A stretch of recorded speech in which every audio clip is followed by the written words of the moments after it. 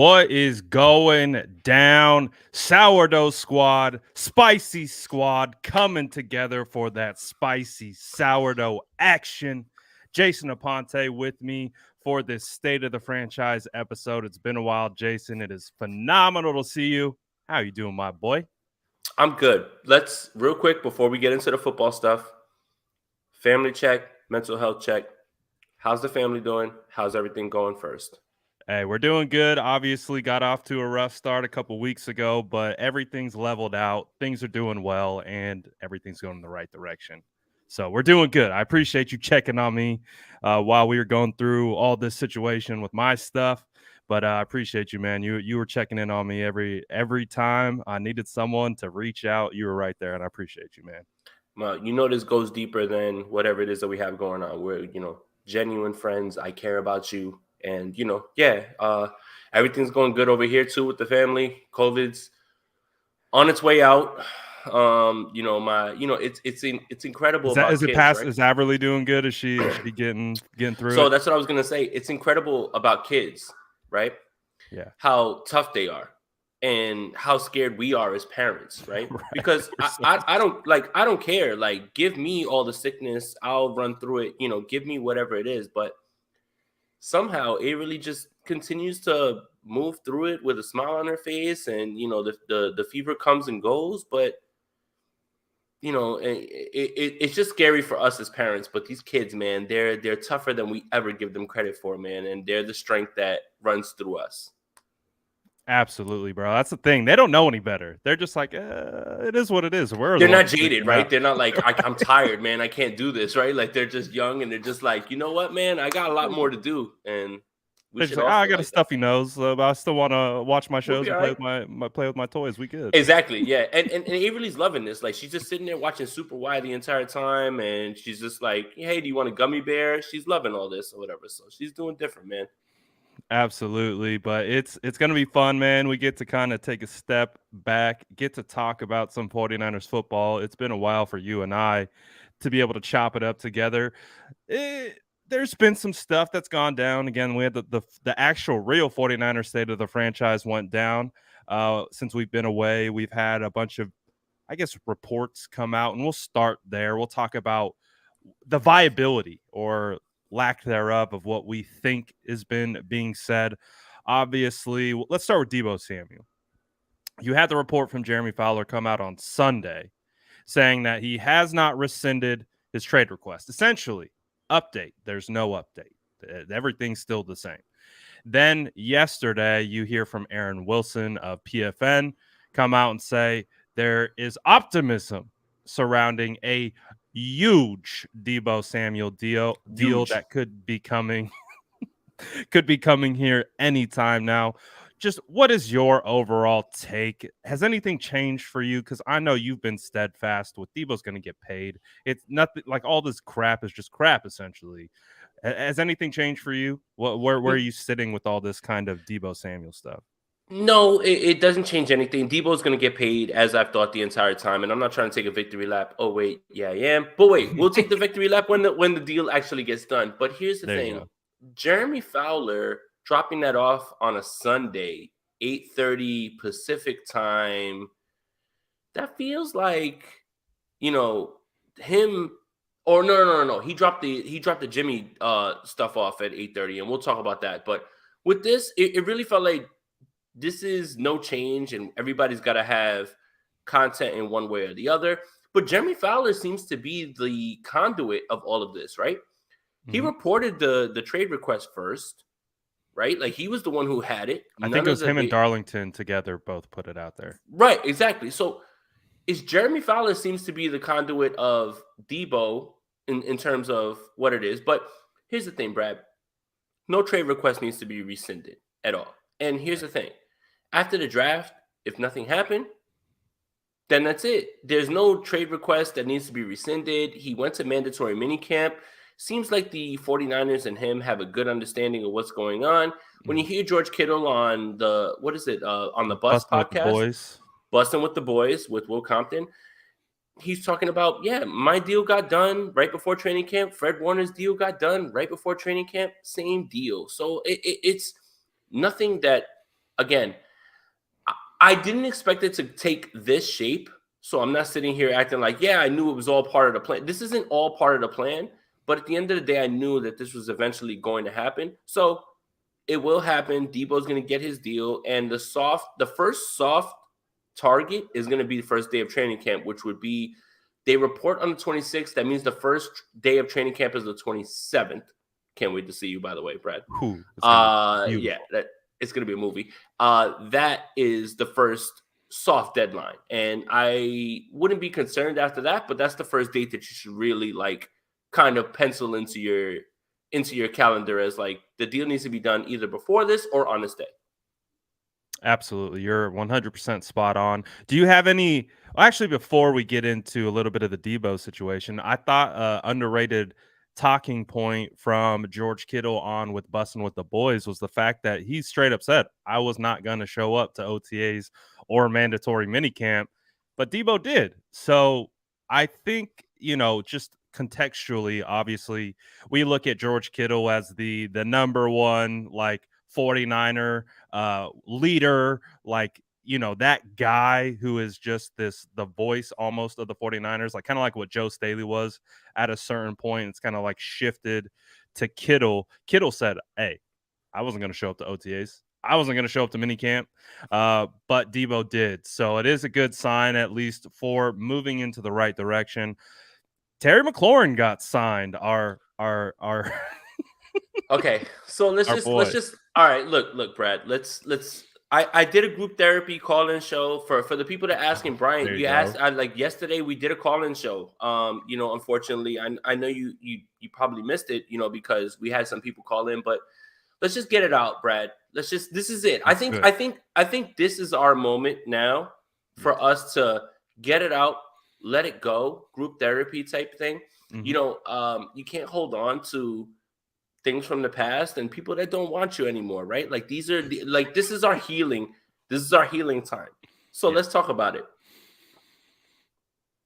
So Terry McLaurin signs a 3-year lucrative deal with the Commanders before Deebo Samuel. But it feels like the 49ers could have had Terry McLaurin, couldn't they? He was sitting right there. Who'd they end up going with? I forgot. It's been a while. Jalen Hurd. And no disrespect to Jalen Hurd. None. Of course, no disrespect to Jalen. No.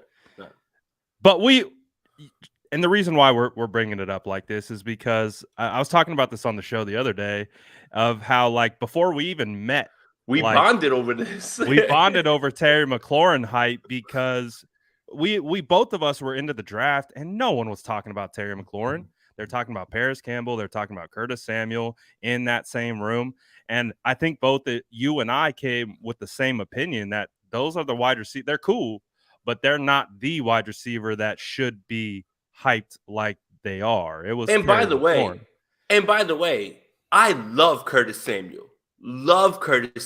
And I have begged the 49ers when he was out there for a little while to go ahead and get him. But I remember that last year, right? Yes. I love Curtis Samuel. I love him. But it's Terry, man. Keep going, Brad. But it is Terry, and Terry gets the deal. Obviously, he's kind of on that D-Hop hype where no real quarterbacks to start his career, yet he's able to have success, and I think that speaks volumes to what Terry McLaurin is. He is a phenomenal wide receiver, but what does that mean for Deebo Samuel? What does his payday look like? Is it going to be maybe a 3-year? I think it was in the range of 71 million, or I think it was about 23 mil on average per year. Is that where the kind of floor is for Deebo? Is that the ceiling? Where do you kind of anticipate, if we had to put our Parag Marate hat on, what do we think that deal is going to look like? I think it's the floor, and I think the A.J. Brown deal is the one that is the measuring stick, I think, more for Deebo. And the real winner in all of these negotiations, deals, is the agent who represents Deebo Samuel, A.J. Brown, DK Metcalf, that dude's cashing in this year. Holy crap.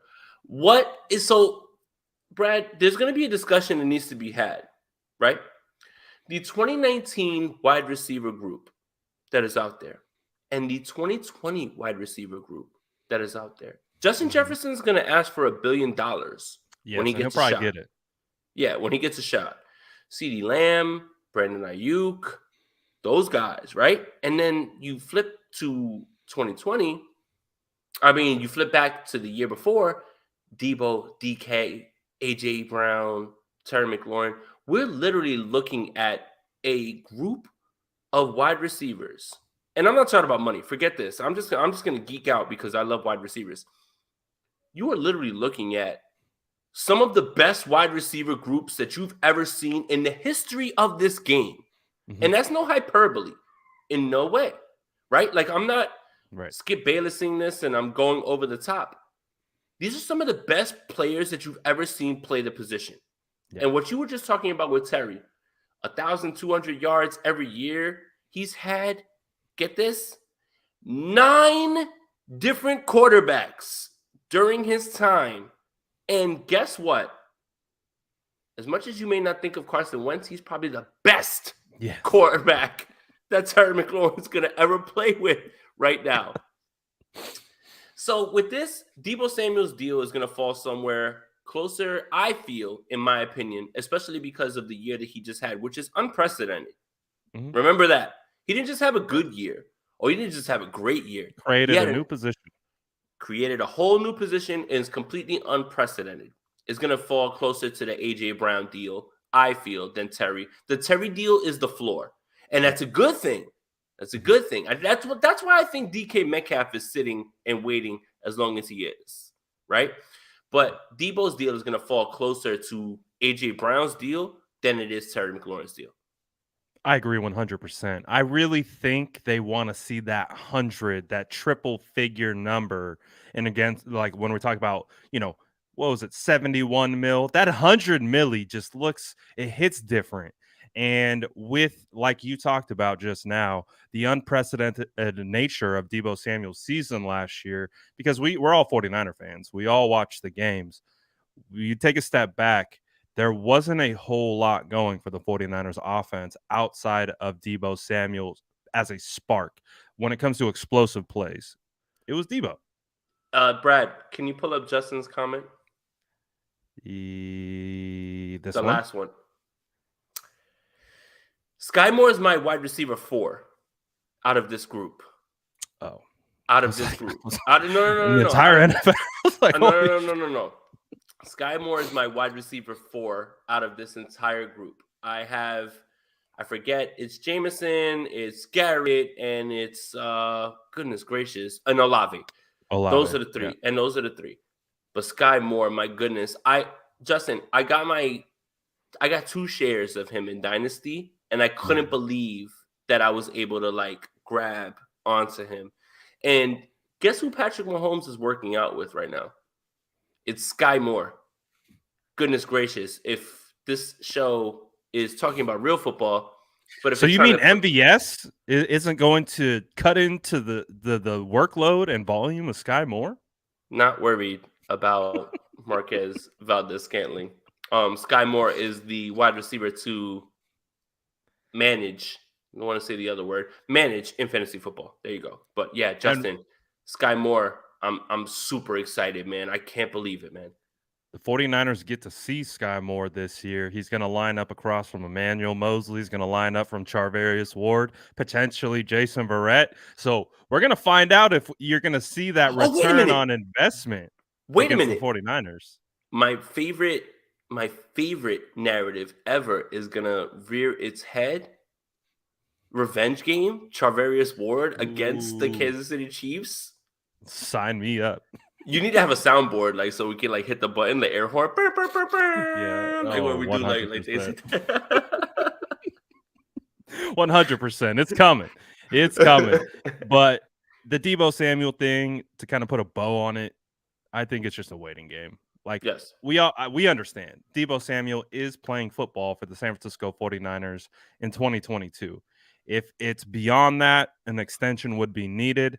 And if it's not, it's going to be a tag and trade type situation once the season is over, which ultimately I think we would all agree we don't want to see, because I would imagine that would impact the locker room. That would have, kind of create a little bit of dysfunction, if you have your star player essentially as a rental before he gets tagged and traded. So I think the ultimate goal is to get Deebo Samuel locked up. I agree with Jason. 4 years, 100 mil feels like the right there at that perfect spot. Again, it's been rumored that Debo's looking for that 25 million on average. So that's perfect right in there. And that would secure his time with the 49ers. Would you build in any maybe incentivizers for rushing floors? Maybe you could take that 100 mil, or maybe it could be kind of in the range of 95 and you build in 5 million worth of rushing incentives to, because I think we still want to see Deebo used in a 2, 3, 4, 5 carries a game, maybe not 7 to 12, but to still not essentially try to convince him not to run the football anymore. Maybe build in some incentives into that contract for rushing yards, rushing touchdowns, or maybe just handoffs in general. What do you think about that? Yeah, I was able to pull Javi Vega out of retirement and jump on the call-in show yesterday, and he explained it perfectly. So this isn't my point; this is his. The crux of all of this is overuse running the ball, and now you can put a incentivizer. Okay, you want to put a little bit more on my plate, then you've got to give me more money. And if you hit a certain amount of rushes, you have to give me money. And I think that is exactly what you're talking about. And I think for sure it will be in there. And I think that that's it's not slowing things down, I won't say, because we're not privy to what's going on in the actual negotiations. But I think that's really what Deebo is worried about at this point. He doesn't want to be worn out. And there's ways to hand him the ball off without putting him in as much as harm's way, meaning don't run him in between tackles. Right. Run him outside zone a little bit more, maybe get him outside. But all of those things are going to be built in there. And I'm sure that Deebo's team is completely aware of that. And again, that's not my point. Shout out to Javi. He was bringing that up about how much you can put in terms of rushes. And if you want to use me this much, then there's a certain amount of money that needs to kick in. And I want to be paid that. And Deebo Samuel and his team is exactly smart for doing that, because the same people that will look you in the eye and say, well, you should go play for the game, Julian Edelman. I play for the memories and not the money, are the same people that will tell you that 4 or 5 years is a long, productive NFL career. And that's why Deebo is doing what he's doing. And it makes 100% sense. Absolutely. And understanding the way the running back market's laid out, being a running back is actually not a positive. It's actually can be used against you in potential negotiations because wear and tear issues come up a little bit more, and it's just not a highly valued position anymore. So it's going to be interesting to see, but I think Jason and I both agree that's going to get done. But there's another thing hanging out there. We've done a really good job the last couple months, Jason, of finding other topics, but it's time because it just feels like keeps coming up. What is your situation or feeling on the situation with Jimmy Garoppolo with the 49ers? You literally, I heard this week someone on First Take, I didn't even know her name, but she was like, well, Jimmy Garoppolo could start this year. And I'm just like, we're still having that conversation where there are people with huge platforms talking about Jimmy Garoppolo being a potential starter for the 49ers. Do you see that being an outcome? What do you see just overall? Is he going to get traded? Is he going to get cut? How do you I don't even know. How do you discern what this Jimmy Garoppolo situation is at this point and what's going to happen? So Jeremy Fowler wakes up on a Sunday, and this is, I kind of like jumped the gun because we were talking about Deebo. Jeremy Fowler wakes up on a Sunday, 8:30 Pacific time, Cali time, and drops Jimmy Garoppolo is moving fine, and his progression is out there, and that's not something that is normal. What I mean by that is the 49ers are playing their games. And that's them. Hey, Jimmy's good. Jimmy's ready to roll. Jimmy's ready to go. Like, yeah. Like, Get my line. So, hey, it's funny how the 49ers and the 49ers players are using national media to drop their news as opposed to the Bay Area media. Like, this isn't Mayoko coming to tell you. Even though Mayoko has something very interesting to say on KMBR. I don't know if you guys saw it, and we'll talk about that. I listened to that. I actually listened to that. Yeah, we could talk about that in a little bit, but Jeremy Fowler putting that out on a Sunday, that's no coincidence. And then Mike Giardi, he comes out and he says, yeah, they want a quick resolution. That's Garoppolo's camp through Mike Giardi. Right. Do you see where this is going? And this isn't tinfoil hat. There's some sort of handshake agreement, wink, wink, gentleman's handshake going on. There's a deal going on somewhere. Let me go on record right now. It's the Carolina Panthers, in my opinion. Brian Burns? We getting Brian Burns? No, we're not getting Brian Burns. Damn it, Jason. You could let me have a little bit of fun. Hey, look, if you want to push the Brian Burns narrative, then I want to push that narrative all day. So send us DJ Moore, and you have to pick up some of that contract that you sent him to. There you go. Well too. Yeah, then dude. DJ Moore, Deebo Samuel, Brandon Ayuk, Juwan Jennings, to the moon, baby. You're all cooked. But DJ Moore being there, and it feels like Baker is set up to go to Seattle. It does feel like that a little bit. And there was a report that came out that they're a little bit closer. And I'm sure, look, no disrespect to Drew Lock. I think Geno Smith is there to stay. They're cool with him. He's been there when he's filled in admirably. Drew Lock is the one that kind of feels like they don't really care about necessarily. And they could move on from. They got him as a kicker part of the trade. Right. It's basically like kick the tires on a first-round prospect, and a lot of people were excited about. Remember, like he can rap Jeezy lyrics really well, like that matters. Like apparently, like instead of like football play, it did in ADP statuses in fantasy football world. 100%. But I feel that it's Jimmy to Carolina because he fits Ben McAdoo's system. They have guys that fit exactly what Jimmy wants to do. DJ Moore is a similar. That guy's everywhere. Exactly. Is a similar player to Deebo Samuel. Get the ball to Christian McCaffrey on choice routes out of the backfield. I think the thing is, and here's, look, I see people talking about Cleveland, and I see that. Here's the thing. The issue with Cleveland is ongoing. I think we realize that is as abstract as it gets at this point, because we're trying to figure out what's going on with Deshaun Watson. Yeah. It's clear that Cleveland thought that Deshaun Watson was going to get some sort of suspension. They didn't suspect that 40 other women were going to pop out while they were there. Okay. But that goes to show that they didn't do any research. Extensive research. Right. Okay. The NFL is trying to prove a point to them. We'll let you get this trade off. You can trade all those assets to the Houston Texans, but the NFL is going to prove a point to them for two reasons. One, while someone is under this type of scrutiny, you traded all that for. We're going to teach you a lesson. And two, the NFL owners are not happy. Fully guaranteed contract. Oh, they're pissed. Yes. So, two things. They grabbed Jacoby Brissett knowing that Deshaun Watson was going to miss games. Right. It sounds like the minimum that Deshaun Watson will see, the minimum, is a year. Right. I think that the Cleveland Browns are fully set to go with Jacoby Brissett for the year.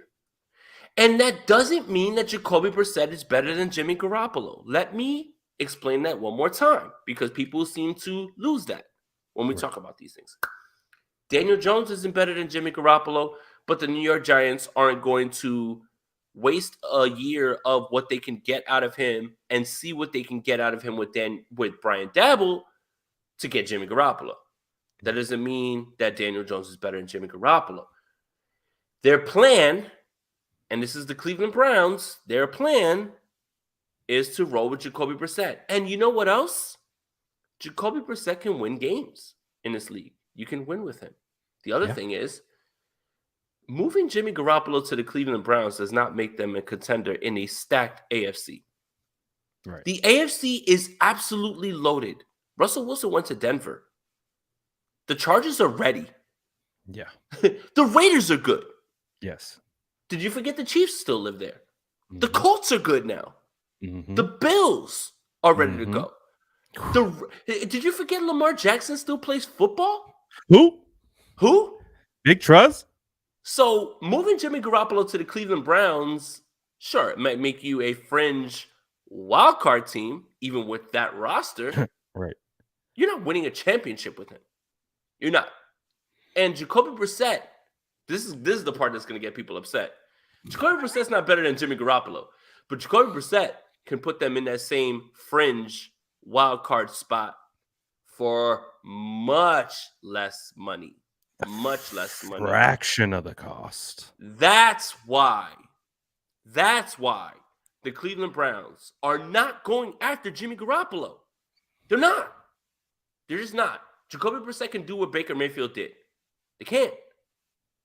Carolina, Jimmy Garoppolo, Jeremy Fowler's letting everybody know there's something going on where there's like a handshake, wink, wink agreement. Hey, when he could throw the football again, we're going to get rid of it. That's it. So, sorry that I talked for so long, but yeah. I just wanted to get that out there about the Browns. I wanted to get that out there about the Browns because everybody's like, well, the Browns are ready to win. Jimmy Garoppolo's not turning the Browns into a Super Bowl contender. Sorry, guys. I know that you guys have seen the 49ers do it, but that's more of a testament to the coaching and how talented that roster is than it is what Jimmy Garoppolo can do for the Cleveland Browns. And I also, to kind of piggyback, I think the real thing that is stopping any of that momentum is the dollar amount. And to the point that you made, like Jacoby Brissett, who was a teammate of Jimmy Garoppolo at one point. Again, they were both in the news recently with the Julian Edelman quotes on I Am Athlete and all that good stuff. I would say Jacoby Brissett is a plus backup. Like, yes. So if he has to move into a starter role, it's not like he can't. I think he is capable. So what you're having to weigh there, if you're in the Browns organization, is do we take two guys that are pretty similar? Obviously, Jimmy Garoppolo has a proven track record opposed to Brissett, but are you willing to pay $25 million for that, or stick with the guy who got a 1 year, like $3 million deal? That's where the conversation completely shifts. And Brad, let me ask you a question. Let's just say the suspension isn't just a year; it's indefinite. So you bring Jimmy Garoppolo in. Let's just say, what do? Do you sign him again after his year? Now you have to pay him again while you're waiting. Basically a rental, right? Right. So it none of the Cleveland stuff lines up in terms of what you can do. The Carolina stuff, it links up because he fits Ben McAdoo's offense. He fits with those pieces. Yep. And that is a team. Yeah, and Matt Rule is desperate to latch on to some sort of winning. And hey, Matt Rule, if you're watching this, if you need somebody who the team will rally around, who will win you games, I guarantee you is Jimmy Garoppolo. And I'm not even being disingenuous. And we know. the buzz out of OTAs, is they were so disappointed with Sam Darnold that's the reason that they had to look back at Baker Mayfield. Like, Sam Darnold is so broken and so the same guy that they said, man, we cannot do this again, like, for another year. So, yes, it's got to be Carolina. If you're watching this, no one will galvanize your locker room. No one will galvanize your locker room like Jimmy Garoppolo. No one. After the Cam Newton, Sam Darnold kind of back and forth with all that, we'll just move past that. Allow Matt Corral to learn from a Jimmy Garoppolo. Look at Jimmy, what he did with Trey. Look at the way that mentorship worked. Again, Trey Lance said, that's my best friend in the whole world. So bring on Jimmy over to the Panthers. He will help build up. Hold up. Again. Sam Darnold had a great OTAs. All the reports from the guy from The Athletic who covers your team said the reason that they opened up the discussion for Baker Mayfield is because he still was trying to fit in balls where there were guys that he didn't even see. So if that's a Panthers guy, I implore you to look at your beat writers and not me. I'm going off their reports. I wasn't at OTAs. I am replying from what they have been seeing. And I would implore you to look at them and not me. It is crystal clear that the Panthers are done with Sam Darnold. Sam Darnold's cooked. I've never seen it publicly addressed in a way like this, where it's like not even an option. Like they just don't want Sam Darnold. Like it was a complete and utter mistake. And they're like, oh, we'll take Baker Mayfield over Sam Darnold after they've already said they don't want Baker, but they're like, crap, we don't want Sam though. Right, Brian. We're out. No, you know what? After OTAs, we're back in. We're back in. No, hold up. Wait a second. We didn't say we're out. We were kind of just saying that was a joke. We were testing you guys. We punked you. We got you. We got you on the line now.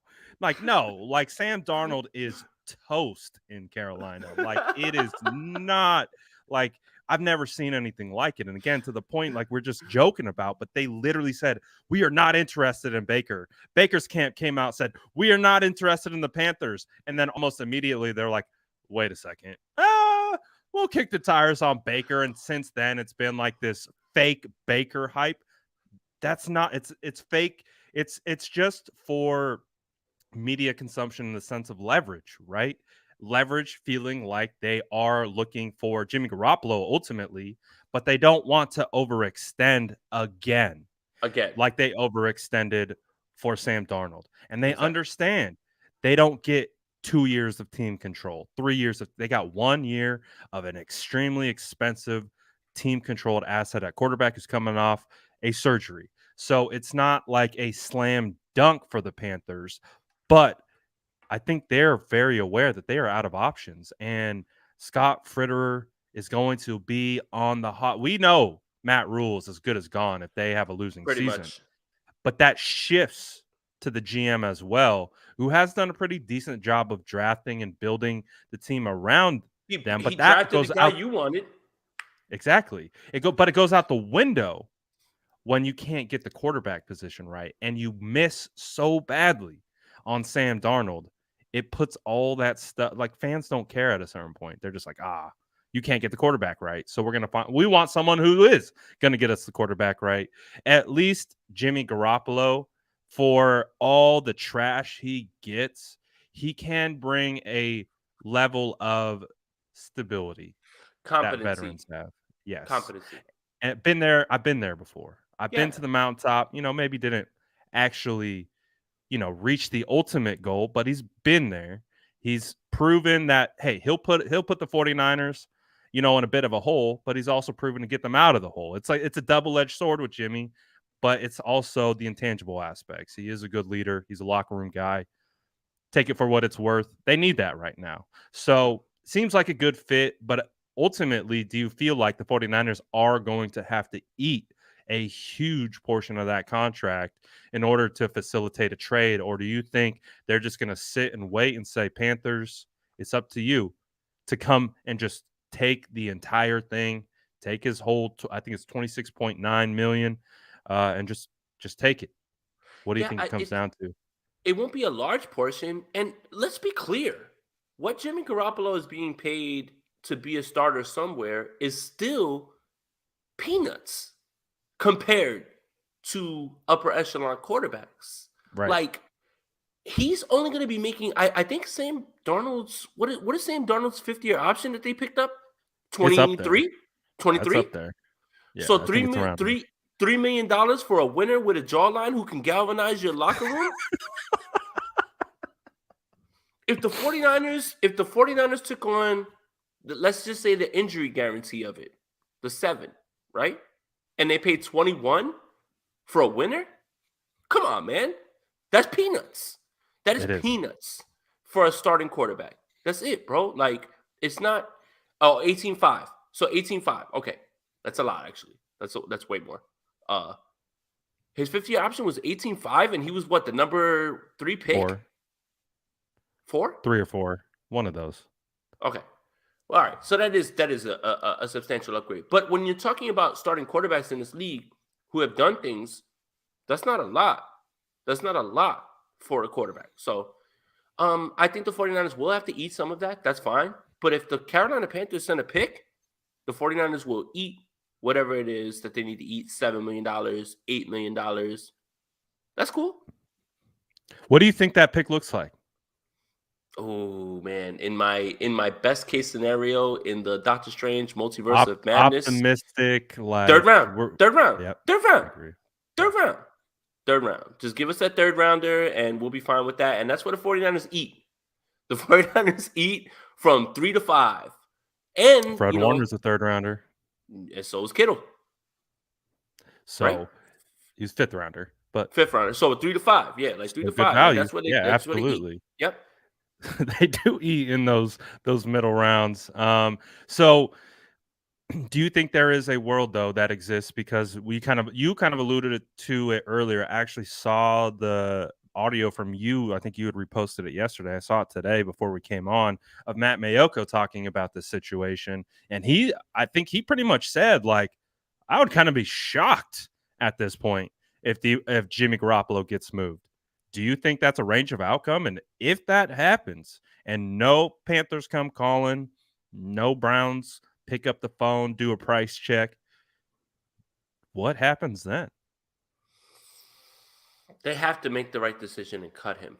And I think that's ultimately what Jimmy's been and his camp has been pushing for, so they can pick their own spot in their own way, right? Right.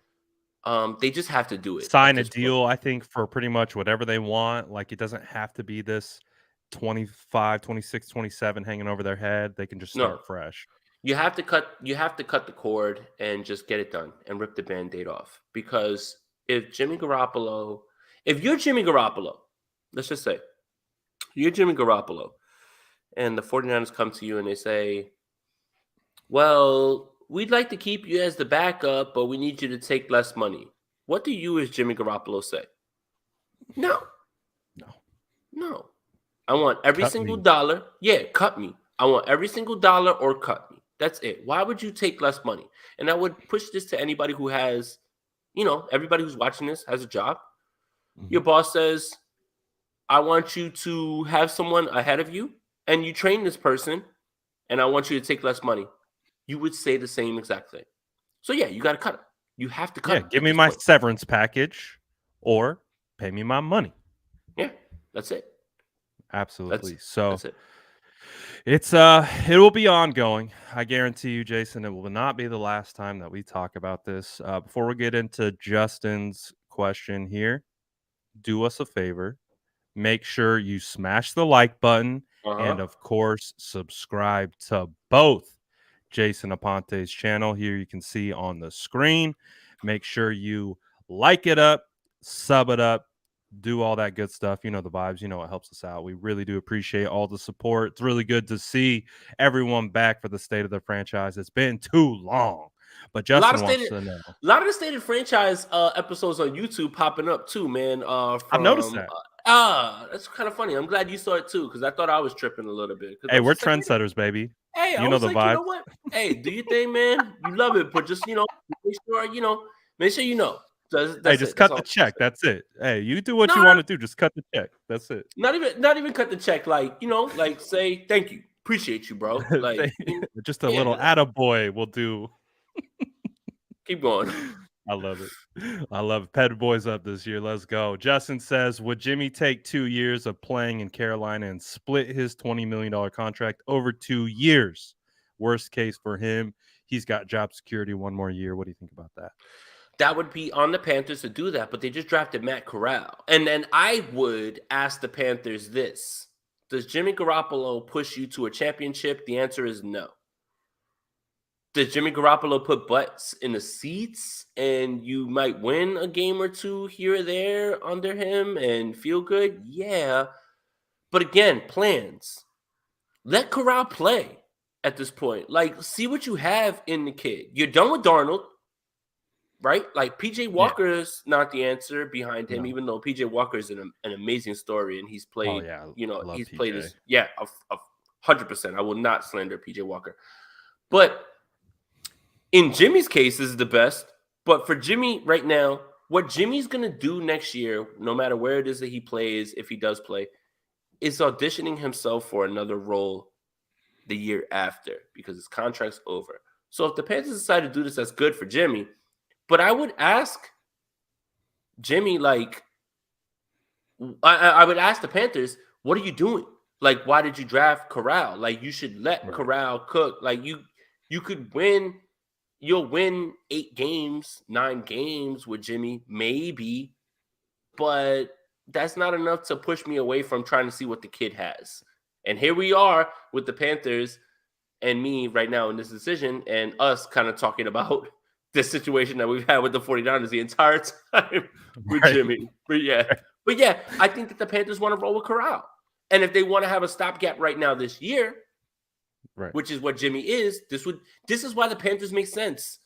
Jimmy is here to stopgap, be in front of another guy, and he did a great job with Lance from all accounts. And then he can audition for another team next year. Yes. So that's why the Panthers feel like they make more sense. He wouldn't be with the Browns because then he's just, again, another lame duck quarterback. When Deshaun Watson comes back, get out, Jimmy Garoppolo. Like, that's the thing. It feels like it could be a reclamation project for both parties. Right. You could allow Jimmy to show he can win in other places outside of Kyle Shanahan. It's not just Kyle. It's not just the scheme. It's not just the talent. Shows he can go to a quarterback coach, Matt Rule. It's kind of on the downside right now from public perception. They win some games. They do some damage in their division, which I think for the most part, Tom Brady returned right to Tampa. You got Jameis on the Saints. Like it will be a competitive division, but for the most part, the Panthers have done a pretty solid job of building the roster. You just get someone in there who can manage them, keep them in contention. They could be in a potential, we talked about, a fringe playoff spot. So we'll see what happens, but I would kind of agree with you too. I don't know if I'd want to hitch.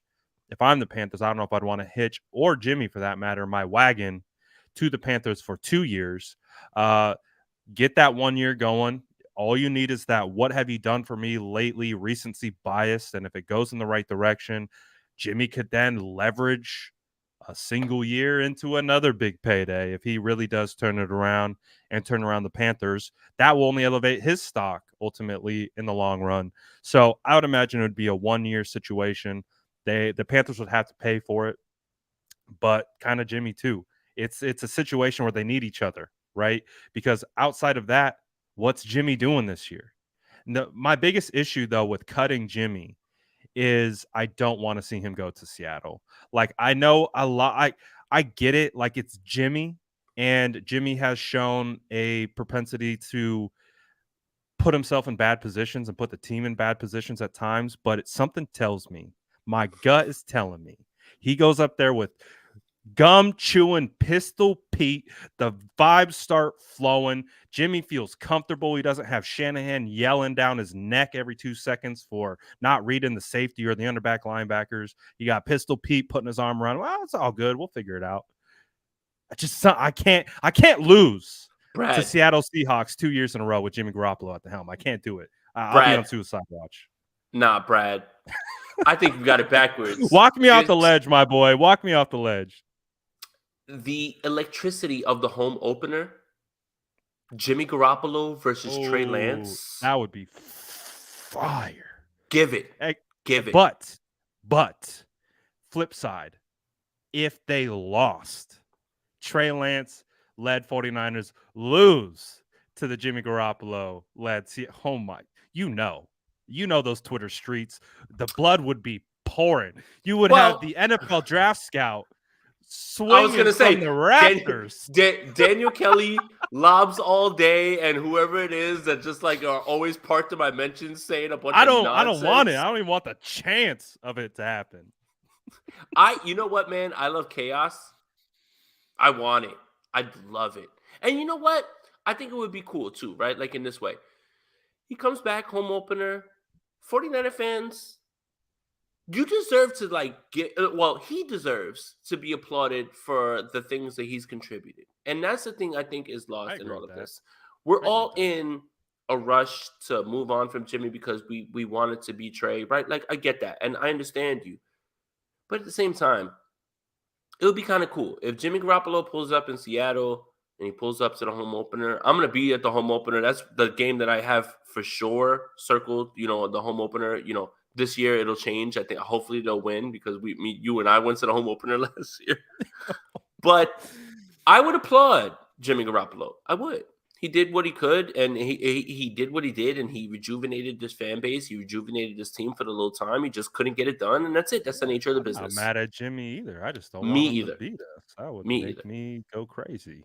So yeah, I would love it, man. Oh my god, they would. I know you can't flex a week 2 game into like Sunday Night Football, but the NFL would find a way to like make that like the game, man. And they would put it on a Wednesday just because they could, because I know the whole world would be watching it. Be like, oh my, Trey Lance versus Jimmy Garoppolo. Trey Lance versus Jimmy Garoppolo, and then to be Seattle. What? My goodness, man. So we actually let's pivot off Jimmy.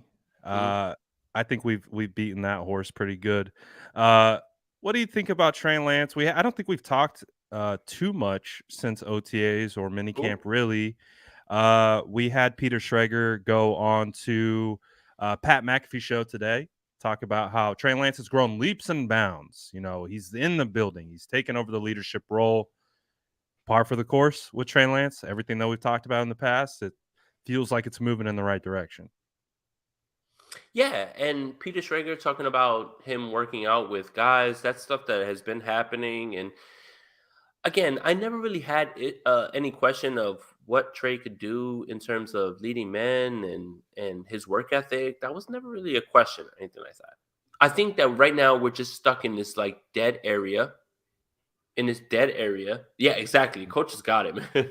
This would be content would be through the roof. By the way. That week while we're doing content to lead up to it would be this emoji. Yes.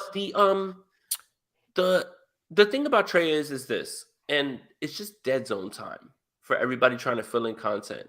Just let the kid play. Get him to training camp. Let's just see some training camp stuff. Let's see some preseason stuff. And then that's the only way. Like at this point, I think everything that needs to be said about Trey and all the things that you should be excited about have been said. We're all excited. And we just want to see it. And I think that's where we're at. Like we're lucky enough that some of this stuff is coming out that we're able to do content off of, and we're not able to like just reach for content now and just make stuff up. Right. But it's time. We just want to see it. I think that's where 49er fans are. They just want to see it. I think that the best way to describe the time with Jimmy Garoppolo is we know exactly what that is. We've seen the ceiling of that.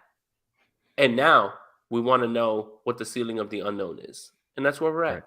That's it. Yeah. So it definitely feels like it's a narrative season. It's so dry right now. The 49ers have done I keep talking about, they've done a good job of really kind of feels like simmering things down.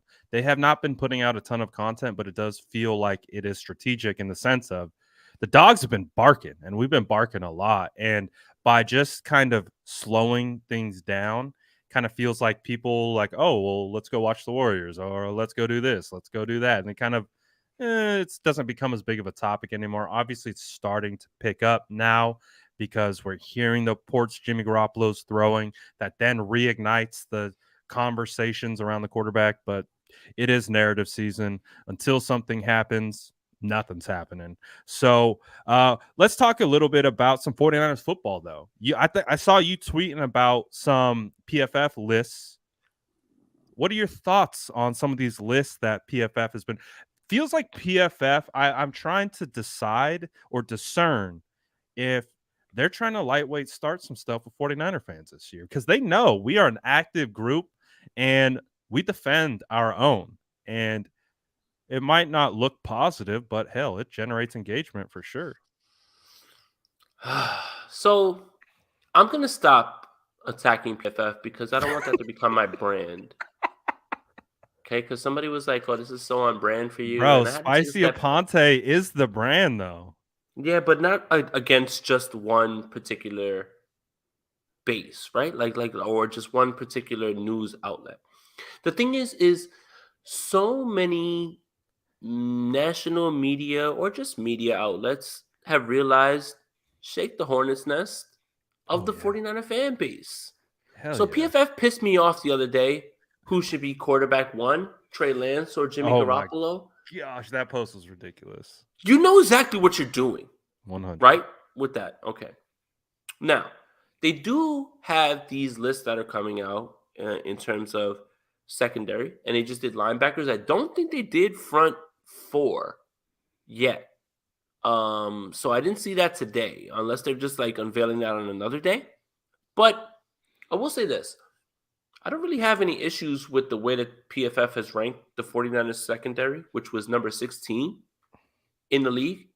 But it was in a tier, which was tier 3 under ascending units. And that's a fair description.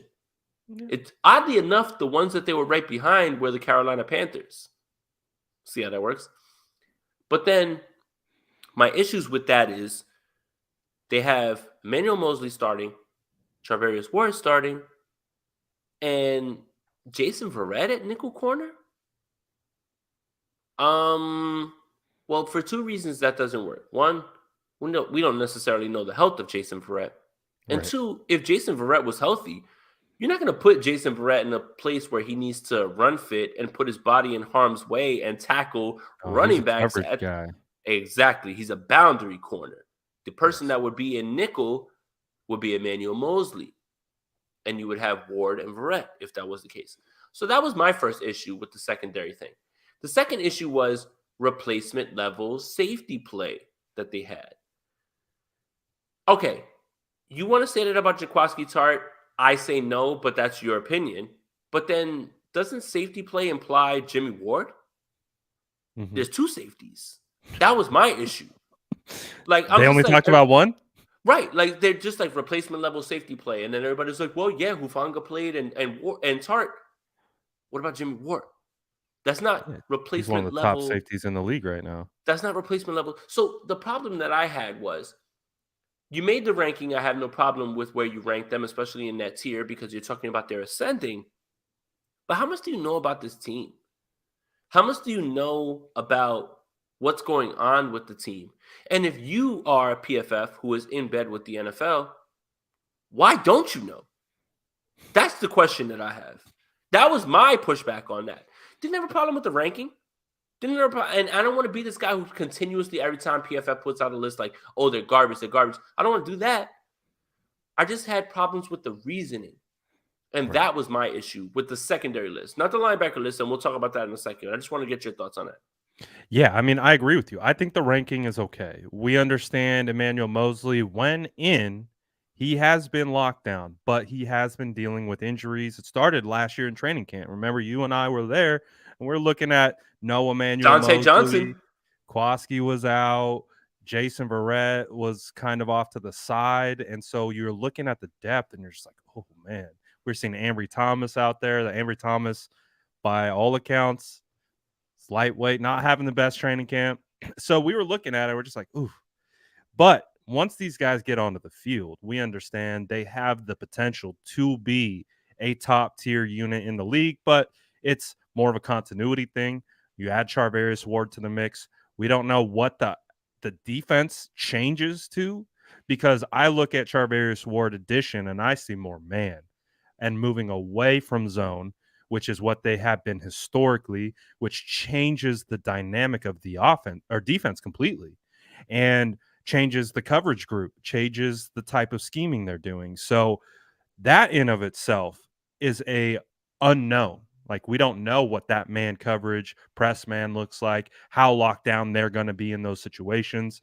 But the idea is that they will take a step forward, that when you have the pass rush and the defensive line that they do, you have the coverage linebackers, which, like you said, we'll get to, but then you have your press man corners on the outside just locking dudes up at the line of scrimmage, throwing off timing between the route concepts and everything, then allowing your defensive line to get pressure. And then the way those two relate to each other, it feels like they have an opportunity to be really, really good. And if you have a healthy Jason Verrett, and I, like you were talking about, I think you're exactly right. You're not kicking Verrett into the nickel. Verrett is a Pro Bowl caliber coverage corner, not a like K'Wan Williams who's going to be the shark and just blitz, come off the edge, go against tackles, make his pay in the run game. Like that's what we think of nickel. At least that's what I think of nickel. So I see a situation where you keep Charvarius Ward on the outside, you bump Emmanuel Mosley inside on those third down situations where they're running 3 wide receiver, 4 wide receiver. You can kick Emmanuel in to either play big slots, play tight ends in the slot. He can be that physical type cornerback you need. You keep Charvarius manned up on your number 1 wide receiver or whatever side he's commanding, and you stick Jason Verrett on the outside. And then that's what the unit looks like. And like you talked about, you can't omit Jimmy Ward. You cannot omit Jimmy Ward. Jimmy Ward might be one of the most underrated safeties, but at the same time, he's still one of the best safeties. And with Jaquaski not there anymore, we understand Talanoa's taking into that role. We have some concerns with the development, but by all accounts, it sounds like he is developing like we would have hoped. So 16 is fair, but I agree 100%. The description and the way it was conceptualized could, I think, have been done a lot better. And that's all I had. That's the only thing is that people are like, and then we'll talk. Let's get to the linebacker group because I had a lot of complaints on Twitter about, well, they ranked the 49ers linebacker group number 1 and you found some reasons to complain. What were those reasons? But the reasons were this. Don't talk to me about top 2 linebackers about this team and tell me you're leaving off Aziz Al-Shaair. Tell me you didn't watch this team for 1 minute. The reason that the 49ers linebacker group was ranked number 1 by PFF, and rightfully so, is because of Aziz Al-Shaair, not because of Dre Greenlaw. If it was Dre Greenlaw and Fred Warner alone, they would not be number 1. This is why they have 3 guys that can ultimately do anything that you ask. Aziz Al-Shaair was asked to wear the green dot in Seattle. And going into Seattle, right, and he had the best game of his career. Yes. And it's not remembered because they lost and people just kind of let it slip out their memory. And the thing is, he almost had his Dre Greenlaw moment, which is the reason that many 49er fans love Dre Greenlaw. Continue to just say, Dre Greenlaw is better than Aziz Al-Shaair, even though, Dre Greenlaw played 4 games last year. And Aziz Al-Shaair was largely a stud the entire year. And for some stretches, come close real quick, was the best linebacker playing on this team during certain stretches. Not the best linebacker on this team, because that's still Fred Warner. Right. The problem is he performed at the best level. Right. The problem is PFF is like, well, Dre Greenlaw comes back at the end of the year and formed a top 2 linebacker duo. What happened to Aziz Al-Shaair? What happened to the guy who largely held this team down? And I don't forget, on Twitter, many of you, Fred got the bag and he's falling off. And no. That's not true at all. But Aziz Al-Shaair did ball his ass off the entire year. So PFF, I have to ask you again, do you watch this team? Do you watch them? Do you know what's going on? And the reason that all 3 are there is because that's why they're ranked number 1, is because of all 3 of them. It's not, if it was the 2 of them, they wouldn't be ranked number 1. I'm telling you this right now. But the 3 of them are the reason that this linebacker core is number 1. So what I got upset with was the disrespect of Aziz Al-Shaair. That's it. I don't understand. The guy took strides in covering, which is what you love Dre Greenlaw for because it's a converted safety. Right. Literally the interception in Minnesota, all you have to do is go and watch that again and watch who's the first guy running down there, smacking him on the helmet. It's his defensive coordinator, former linebacker coach. That's the thing, is PFF continues to surface level analyze this team much like the national media does. So again, I don't want to make this like me against PFF.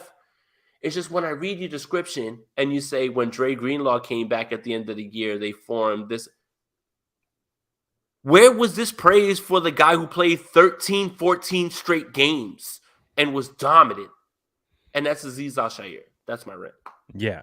And I want to piggyback on that is like I 100% hear where you're coming from, because when you do look back at last season, Aziz Al-Shaair was the alpha in that linebacker room. Now, in the sense of play on the field, we understand Fred is the leader. He is the true alpha in regards to leadership, just being that guy.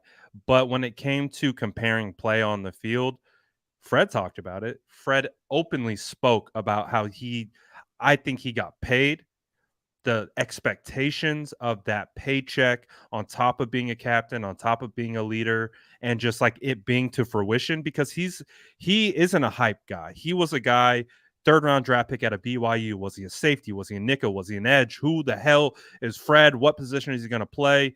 Didn't have no Micah Parsons hype, none of that. And so his rise has been very organic. And so I think with Fred, he was dealing with a lot of the self pressure from that situation. Brad, I see you. Coach, I see the smoke coming out of your ears. Go for it. Coach, I got you. And I don't disagree with anything you're saying right now, Coach. I'm going to address this in a second. But I see someone who just said Aziz overruns plays and misses tackles, though still a baller.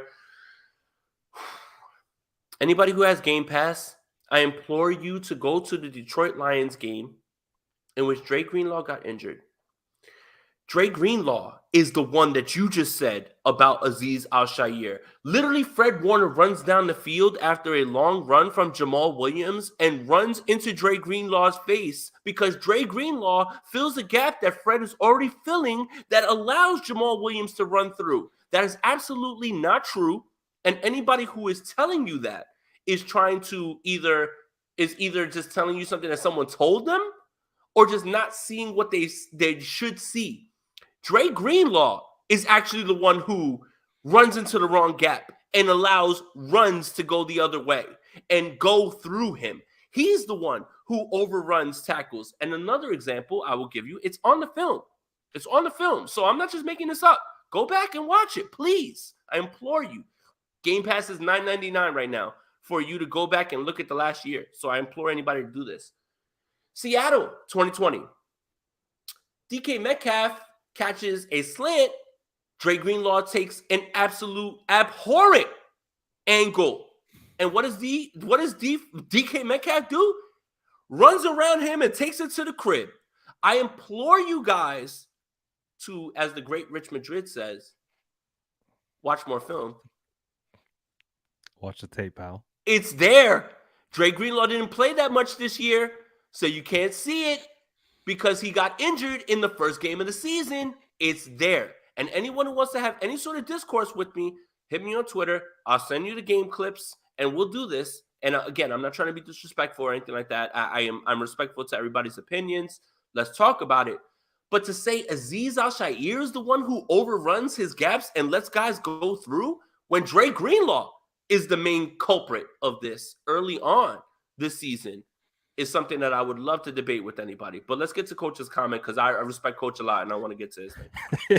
If you couldn't tell, Aponte talks about this quite a bit and he comes ready. So if you want to debate Spicy Aponte on this topic, you better come with clips. I'm not better come ready. I'm not the end all be all either, by the way. I just want to say I have opinions and I've watched it. I've watched it over and over and over and over. I've watched it. Literally, there's one play in that Detroit game that sticks out in my mind. Dre Greenlaw runs into the gap that Fred Warner's in, and then Jamal Williams runs for 30 yards the other way. And Fred Warner, who never calls anyone out on the field, gets into Dre Greenlaw's face and says, "Dude, what are you doing? He was here." And Greenlaw's like, and everybody remembers Greenlaw gets the pick six. It all gets kind of swept under the rug. There's a lot of plays in a football game. You have to watch. You have to watch more and more and more. I'm telling you right now, Aziz Al-Shaair, not only by just being on the field because Greenlaw was injured, outplayed Greenlaw, but when Aziz played when Greenlaw was there, outplayed Greenlaw past year. That's it. But let's talk about Coach's thing, and then we'll get to the other thing. That's it. Yeah, for sure. Coach says, in all honesty, are we really in love with him? A true God? He said disregard the first. I saw his comment. He said disregard the first sentence to go from if you remember. Okay. I'm like, man, my ADHD is dying right now. If you remember, Fred struggled a lot early. That's because Aziz played so free. DG is the better linebacker. Fred crawled so Aziz could play free. What do you think about that? I don't disagree with the sentiment. It's just from what I saw, there was many times, and it happened in 2019 also, but because Dre made that play in week 17, again, I implore you guys, you guys aren't going to be as critical in games where the 49ers win big games, right? Like, you're not going to go back and look and say, well, Dre missed here because Dre had the interception in Seattle against Seattle, right? And he almost like brought them back. It's there. There's little cookie crumbs. There's little crumbs of it, like being there, right? But the coaching staff doesn't agree with me. So here, this is another thing that I'm going to throw out at myself. The coaching staff doesn't agree with me. They don't. Because when Greenlaw came back, he played more snaps than Aziz. He did. And that's good. But in week 18, you could see Dre was playing overly aggressive, meaning he had some penalties that could have happened. And why is that? Because he felt Aziz coming. He feels someone coming for his spot. And that's natural. And if you don't believe me, believe the team. What was the round tender that they put on Aziz Al-Shaair this year? On his contract? Right? Second round. Yeah. That's not somebody that you don't care about.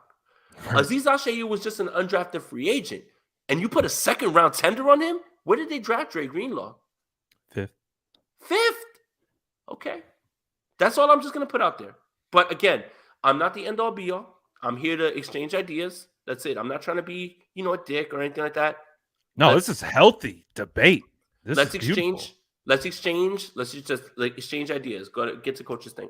Yeah, and Coach says, to be clear, I love all the linebackers, but I just saw Fred play a lot more tentative with Aziz on the field, which could be true.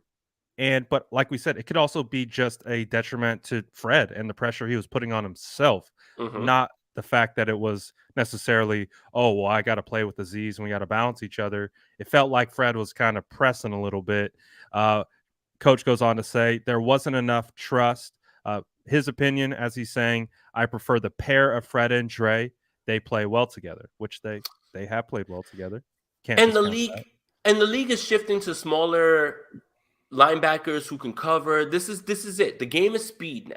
And I understand that portion of it. And Coach has a very good opinion here, and he knows his shit. Like I'm not again, it's just we were talking about the PFF linebacker thing, and for them to say that the number one linebacking group is because of Dre Greenlaw, it's like, dude, he didn't even play last year. Aziz Al-Shaair played last year. And Aziz Al-Shaair, when he had the green dot. Now, I would ask this to anybody out there. If you gave Dre Greenlaw the same position in Seattle in a big game like that, to wear the green dot, call the plays, be everywhere, would Dre Greenlaw have played in the same way that Aziz had? In my opinion, I would say no. And a lot of the things that I saw from Aziz in terms of his growth has shown me a little bit more than the steps back I saw a little bit from Dre Greenlaw and what he put on tape this past year in the small sample size that he was there. That's another thing. That's the caveat, I think, is the hardest part to gauge in this. I do love Aziz, and I do prefer him over Dre, but how much of that has to do with the fact that Dre was injured this entire year? So again, I'm not trying to tell you I know better than anybody because I don't. I have an opinion just like all you guys do, and I'm not trying to dismiss anyone else's opinion or be, dismissive in that way. But it's an interesting conundrum because this is what makes the 49ers linebacker group the best in the league, that we can have discussions like this. Right. No one else can have discussions like this, and that's my initial point with the PFF list, was you just immediately talking about Dre Greenlaw without missing the fact that Aziz Al-Shaair was the one who played next to Fred Warner and Dre Greenlaw didn't play the entire year was the part that got me hot. It didn't make me mad that they were ranked number one. They should be ranked number one, but they're ranked number one because of all three of them. All three. That's the thing. And the beautiful thing about this conversation is that no one is saying that any one of these linebackers are bad linebackers. We're just expressing critiques that we have in everyone's game. But when we take a step back, we're still like, yeah, these dudes are dogs. Like these guys are 100% worthy of being the number one. Just to the point, let's give Aziz some shine too. Greenlaw gets a lot of shine, and he's made a lot of big plays for the San Francisco 49ers. Again, to your point, I kind of forgot about it, but when he came back in, dude was flying all over the place. You could tell he'd been missing ball, and he was going 100 miles an hour to his detriment at some certain instances, but not for a lack of effort.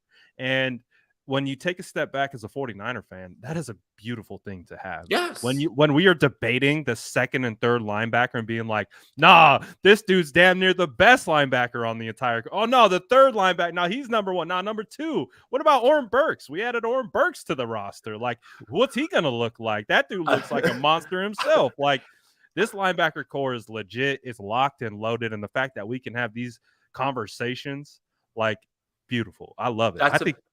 That's a beautiful thing. Any team would be happy with that. And that's the point. I'm just laughing at Brian's comment. Did PFF rank the kickers asking for a friend? Everybody just knows how to get me riled up when it comes to this. But yeah, at the same time, that was just my thing, realistically. It sounds like this coaching staff doesn't agree with me. They don't. And that's fine. And that's why I'm just a guy, behind a bunch of Batman pop figures, give it my opinion. They do believe that Dre Greenlaw is their best chance to be out there. And remember, they drafted him, everything. But then when you look at the second round tender that they put on an undrafted free agent and they're not going to let him walk, it goes to show you that they are happy with everything that's going on. And how much of what Dre Greenlaw offered in terms of snaps had to do with the fact that Aziz Al-Shaair was banged up. In fact, to the point that he went through a surgery that he couldn't go through OTAs. He'll be fine for training camp, but all of those things have a lot to do with everything. It's a great problem to have. But the reason that the 49ers are ranked number one as a linebacker group is because of all three. And if it was just two, either way, if it was Fred and Aziz, they still might not be number one. If it was Fred and Greenlaw, they still might not be number one. The reason they're number one is because of Fred, Aziz, and Dre. So I guess that's a common ground that we can all get on. Absolutely. And it's going to mean a lot of good things for the 49ers defense because they are led by the linebacker in D'Amico Ryans, who is the DC back for a year. Two, again, we've talked about it a bunch. We saw a lot of D'Amico kind of reacting last year. I think we're going to see D'Amico hunting this year, especially with the pieces he has, the depth they have. So I'm really excited about the 49ers defense. We got into both cornerbacks and linebackers. And ultimately, when we take the step back from the conversation, the step back is 49ers are in a good spot with who they brought in, who they have, the correlations and relations that they have in playing together. And again, your point too, Aziz, that was his first year getting ample playing time. Dre has been getting tons of playing time since 2019. And so you have to also understand there is probably still a little bit of a learning curve for Aziz, maybe doing some things, playing out of position in certain instances. But overall, you take a step back, body of work, dude was on point. And like we both agree, he was the best linebacker from a performance standpoint. Not for saying stretches. For stretches. Exactly. Fred Warner picked it up at the end of the year. Yeah, Fred Warner was absolutely magical, like down the stretch. I do not want that to be lost. It clicked for him. Like that thing, he was like in quicksand a little bit, and he's like he got himself out of it, and it was just like our linebackers. Like I feel go back to the Bengals game, bro. Like I feel like it was the Tennessee game that he remember. So there's the play in there where AJ Brown runs the jet sweep. And Fred, like a missile, runs into the backfield, and AJ Brown is a giant man. Fred grabbed him and tossed him like a rag doll, and I was like, "Oh my God, Fred's back!"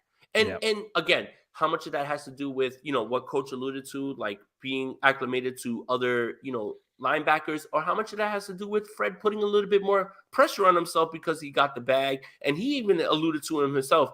I need to play a little bit better. I need to do a little bit more. But that just speaks to the leader that he is and the type of player he is. But Fred was incredible down the stretch. And I feel like that Tennessee game was the game that he kind of turned it on. And it was just like, I got it again. And I love the Bengals game because that was the time it was Ambry Thomas, it was Josh Norman at cornerback, and going up against Jamar Chase, T. Higgins, Tyler Boyd. Like, come on, bro. Like, that's not fair. The 49ers, honestly, had no business winning that game. But D'Amico Ryans, again, put a lot of onus on those linebackers to be able to lock down basically the middle of the field with both safeties over top locking down the middle and basically the whole back end, where you just had the cornerbacks playing essentially in the flat almost, and everyone else did all the work. And I think, we saw it just completely open up the whole linebacker room. And what will ultimately lead to, like PFF ranked, this is the dopest linebacker room in the entire NFL, led by one of the best young defensive coordinators in the entire NFL with a loaded roster. I'm telling you guys, like, I don't know about you, Jason, but it feels like we got some top 5 potential. I've gone out on a limb and be like, this defense could be the best defense in the league. But of course, let me get spicy. We can throw around. No, let me get spicy. This defense is going to be better than last year. Yes, facts. How? It will. Facts. Because now, for a fact, you have secondary that can cover. Charvarius Ward is not here just as a crazy signing. And if Drake Jackson is even 65% of what D Ford offered on passing downs, yes, God help everyone. And if Javon Kinlaw plays, and he plays to his potential in terms of run stuffing, and then even adds a little bit more, only weakness is corners. Hey, man. He's trolling. Emmanuel Mosley was the best corner on this team and gave up 0 tutties last year. Charvarius Ward has allowed the least amount of completion in terms of completion percentage since 2019.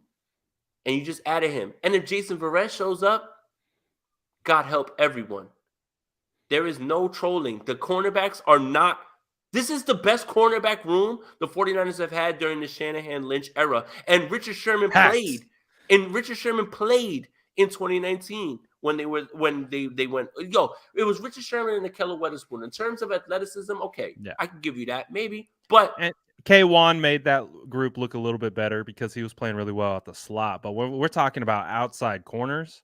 These are the best outside corners that the 49ers have had. Easy. I mean, you could even go back to like 1995. Like, it's been to your point, in 2019, it was Richard Sherman, Ahkello, and a undrafted free agent, Emmanuel Mosley. You go back to the Harbaugh era, it was Carlos Rogers, Terrell Brown.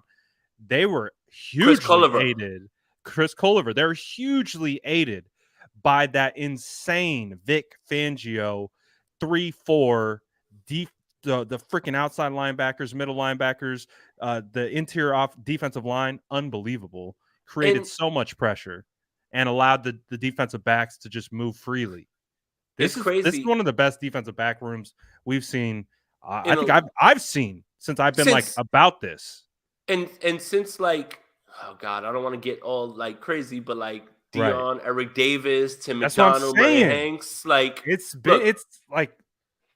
look, and on the Old Hey There podcast on Niners Nation, plug that, by the way. Make sure you subscribe to that, an audio for forum only. Rob said something that was really, really, really great on this last podcast. Nick Bosa might have a coverage sack this year. Nick Bosa might have a coverage sack this year because guys are clamped. It's not It's not about him getting to That's the funny. quarterback immediately. Right. They have married this pass rush, which is it's going to keep coming because of the able bodies that they have and the rotation that they run with guys who have Charvarius Ward has been covering for the last 3 years. This isn't a guy that they just picked up out of nowhere, right? Right. Emmanuel Mosley didn't allow much last year. Jimmy Ward is the eraser. That's his name.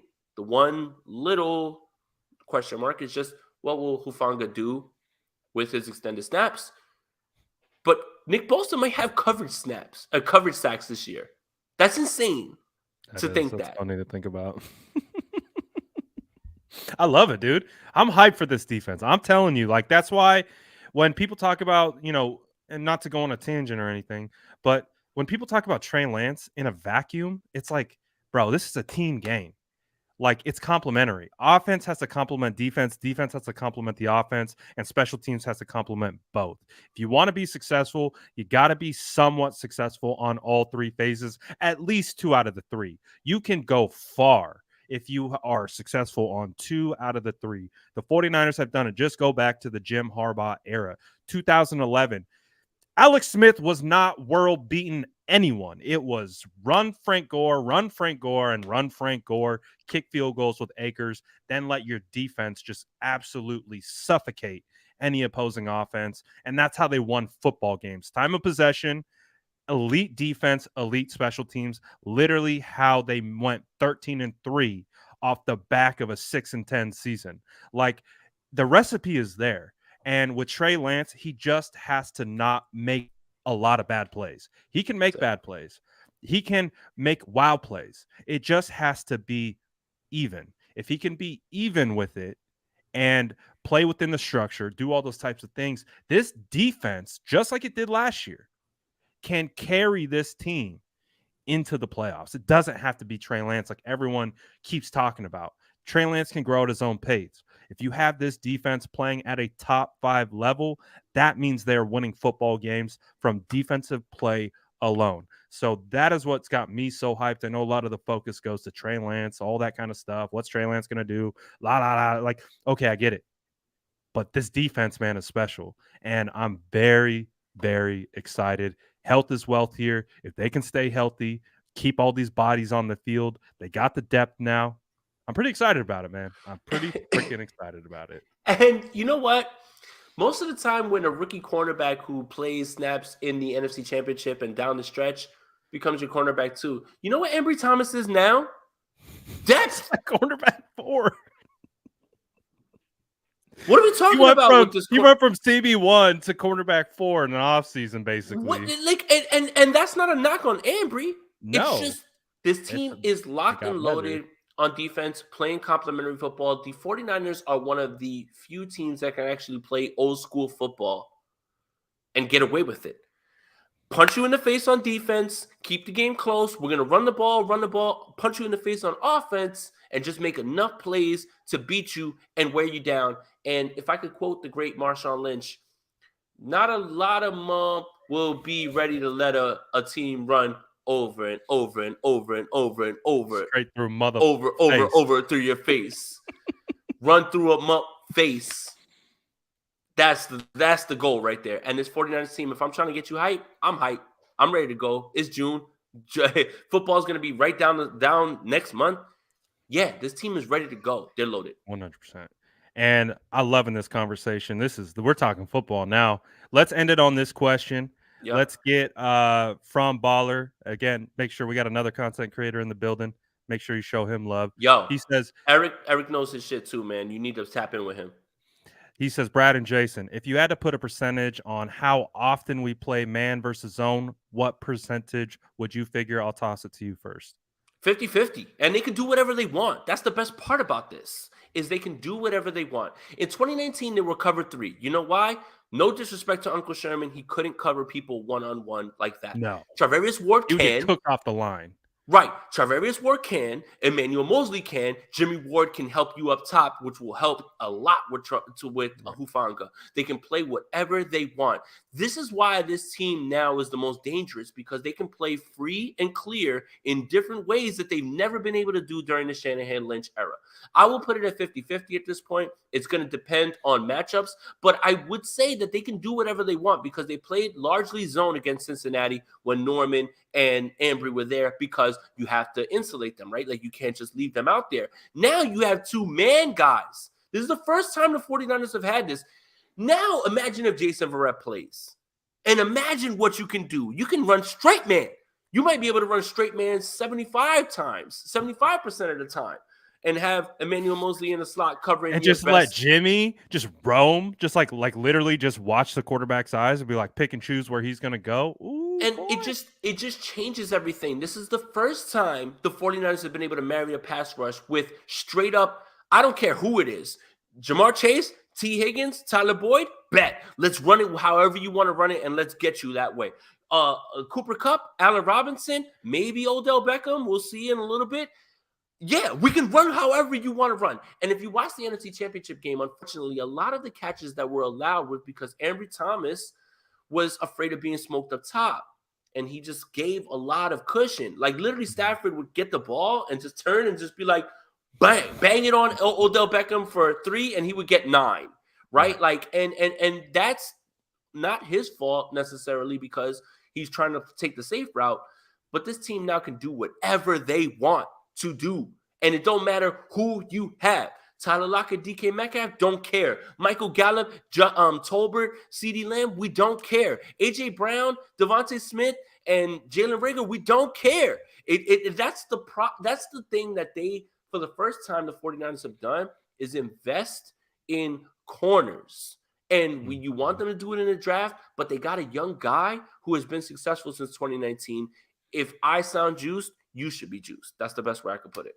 Oh, my man's spitting. If I had to throw a percentage chance on it, Jason threw 50-50. I'm probably 60-65. I think we're going to see a lot more exotic blitz packages. And because of the ability to play man and press man, you're going to be able to get more 5-man pressures, 6-man pressures. You're going to be able to send overloaded blitzes. You're going to be able to send double A-gap pressures. You're going to be able to do a lot more creative things like we saw in training camp last year being installed. It just wasn't able to be executed because they didn't have the coverage on the back end. You could throw whatever blitzes you want, but if they're getting the ball out in less than 2 seconds because wide receivers are running wide open, they're cooking them off the line with slot fades, it doesn't matter. So this is the big change in philosophy in the defense that I see. I see more press man, and as a result, you get more exotics out of it, which means more pressures up front, which could lead to more coverage sacks because press man, you throw off the timing, you're able to jam them at the line of scrimmage. That's the biggest thing for me. When you get them off their timing, just half a step, that's it. You change. That's that pause, that pat. That pat can be the difference between an interception and a dime. So you get that, plus you get Bosa, you get Kinlaw pushing the pocket in the interior, you get Eric Armstead, this freaking massive body, Drake Jackson, Omenihu, Sampson, you name it, Tomoko Ture, like the list goes on, bro. So I see as it more on the heavier side, 60-65%. They're running more man coverage because I think on the back of that, they'll also be able to run exotic blitzes more than we've seen in a long time because, let's face it, in 2019, they won with 4 guys going after the quarterback. D. Ford, Eric Armstead, DeForest Buckner, and Bosa. That was it. Running straight up zone schemes as vanilla as day, and they just said, those 4 guys, go get it. This, I think, gives them an opportunity to disguise. Oh, that's why I'm so excited. I'm so excited. We haven't seen a defense. We haven't seen a defense like this in a long time, bro. Here's what I'm juiced about, man. These joint practices that the 49ers are going to have with Minnesota, which I'm traveling for that. That's marked down. I'm going to try to get there too. It's around wifey's birthday, though. I gotta figure out how to schedule that. Wifey, we'll send you some bread or something like that. Like just a little bit. Like, you got to let this man come. But I want to see Ward against Justin Jefferson. I want to see Emmanuel Mosley against Adam Thielen and I want to see whoever's the nickel corner against KJ Osborne. I am so excited to watch this team go up against elite receivers because I am that juiced about this secondary. And this is the best secondary that the Shanahan Lynch era has ever had. Absolutely. My man Spin Luis says, can't wait for the Niners and the Giants season this year and all the podcasts. Pizza or burgers on me, boys. Hell yeah. Shout out to you, Okay. Luis. Hell yeah. Pizza Give and me burgers. I mean, give we me might, all I the mean, food. yeah. Screw it. Pizza and burgers. Let's go, my boy. But dude, this was a blast. Dude, it's a good Yep. episode to get back. We got to talk about some of the rumor mill stuff, but we got to get into some meat of some football meatiness is what we were looking for. So that was a lot of fun. Jason, it was a pleasure. Shout out to all the squad. Reminder for the good people where they can get more spicy Aponte content. Shout out to everybody that's been tapping in. I appreciate you guys for sticking with me while my family deals with COVID, and I took some time off while moving and everything as well too. The content's going to ramp up. I will be at camp, so you guys can expect that. In the description, if you are on my channel, that's where you can join the Spicy Squad. We had a call-in show yesterday. It was electric. We had Javi on, we had Andrew on, we had a bunch of people jump in who had a great thing to talk about. You know, we kind of talked through my Terry McLaurin feelings, and everybody watched me like basically fake cry through the TV. Jason Aponte 2103 on Twitter. Sprint Right Option Podcast, anywhere that you get your audio podcast. Oh, Hey There podcast. If you subscribe to the Niners Nation podcast, that's where you'll find me as well too. That's something that I just started doing with Leo Luna. We just did our second episode. He's in Cancun, so it was me and Rob Stats Guerrero, but you'll expect more of that as well too. Thank you guys for tapping in with me. Thank you guys. Like this video, subscribe to the channel, hit that notification bell. Brad, talk to him too, man. Absolutely. You know where to find me. SF Niners, pretty much anywhere on any platform. Tap in with State of the Franchise, typically every Wednesday. But once training camp gets going, but we got boots on the ground. We're seeing it with our own eyes. Ooh, boy, maybe I might be famous enough to like hop on one of these IG live streams. Hey, look, Brad, I'm kind of popping on IG, my guy. I got one reel that just went up to 100K on views. Yes, I did. And they opened up some things for me now on the tabs or whatever on my profile about like ads and stuff like that. We gotta pick up the. So I'm trying. Like I moved to YouTube and I was like, I kind of left my guys on IG hanging. We might need to supplement both platforms. So IG Live's coming soon, maybe.